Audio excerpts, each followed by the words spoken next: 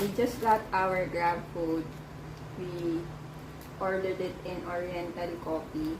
So, we went to Midway, Mid-Valley. Mid-Valley, and we saw there's a long queue on this restaurant, and we were wondering why. So, we just ordered it from Grab food because we're lazy. Anyway, Te Si Sin Cao. Okay. So, it tastes like mocha with jelly, with grass jelly. It's good. It's not sweet. So, if you wanted something sweet, then you must add some by yourself. And then this is, I think this is the Kaya Pandan Oriental Coffee. So I wanted to try it out because they are also selling Kaya jams.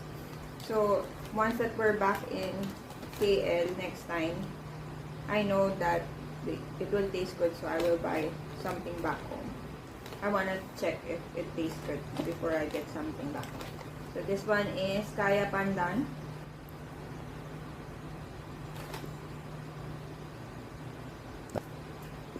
So it has butter and pandan jelly. It's good. It's good.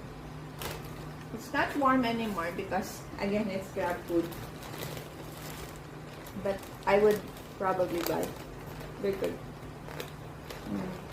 Will you stand in line for hours? No. No, definitely not. But they have like a takeout section or like a souvenir section, so you don't have to stay in line.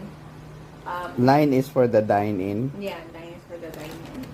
So this one is the coconut one. It has the same packaging. And it's also Kaya toast.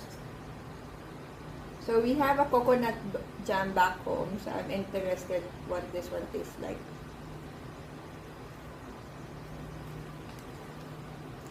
Oh, this one is good.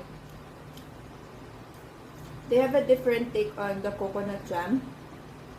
I noticed it also from the bun yesterday. It's more on coconut and then sugar. Ours has like the coconut like paste or something. This one, it's not. Just coconut and a little bit of sugar. No, it's good. Also, I like it. And this one is polo bun. I don't know what this is, but it's one of the recommended and also their best seller. Yan. Okay na. It's a bun